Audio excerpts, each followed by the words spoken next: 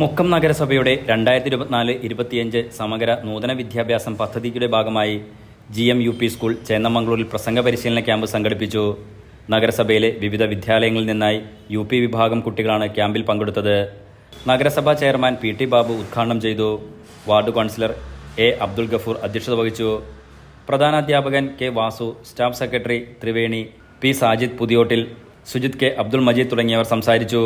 KCA zone ട്രെയിനറും അധ്യാപകരുമായ Jaison Mathew ക്യാമ്പിന് നേതൃത്വം നൽകി. Enlight news Mukkam. അധ്യാപകരെ, എന്റെ പ്രിയപ്പെട്ട കൂട്ടുകാരെ, ഇന്ന് ഞാൻ പറയാൻ പോകുന്ന പ്രസംഗത്തിന്റെ വിഷയമാണ് കുട്ടികളിലെ ലഹരി ഉപയോഗം. പുതിയ തലമുറയാണ് ഇപ്പോൾ ലഹരി പദാർത്ഥങ്ങളും മയക്കുമരുന്നുകളും ഉപയോഗിച്ചു വരുന്നത്. ഒരു രാജ്യത്തിന്റെ ഭാവിയാണ് അവിടുത്തെ കുട്ടികൾ. എന്നാൽ ഈ മയക്കുമരുന്നുകളുടെ അധ്യാപകരെ, സ്നേഹം നിറഞ്ഞ കൂട്ടുകാരെ, എല്ലാവർക്കും നമസ്കാരം. എന്റെ പേര് ശൈല. ഞാൻ 5ാം ക്ലാസ്സിൽ പഠിക്കുന്നു. ഇന്ന് ഇവിടെ എനിക്ക് പറയാൻ കിട്ടിയിരിക്കുന്ന വിഷയം ലഹരി ഉപയോഗത്തെ കുറിച്ചാണ്.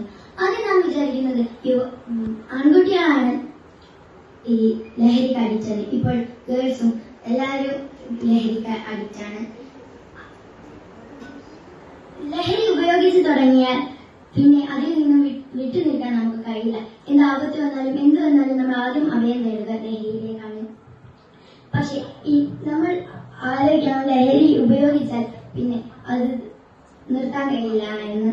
പക്ഷെ ഈ അവസരത്തിൽ ലഹരി നമുക്ക് കിട്ടിയില്ലെങ്കിൽ നമ്മൾ ആരെയും കൊല്ലും, ആരെയും ചീത്ത പറയും, എത്ര കഠിനമായ കുറ്റകൃത്യങ്ങളും നമ്മൾ ചെയ്യും.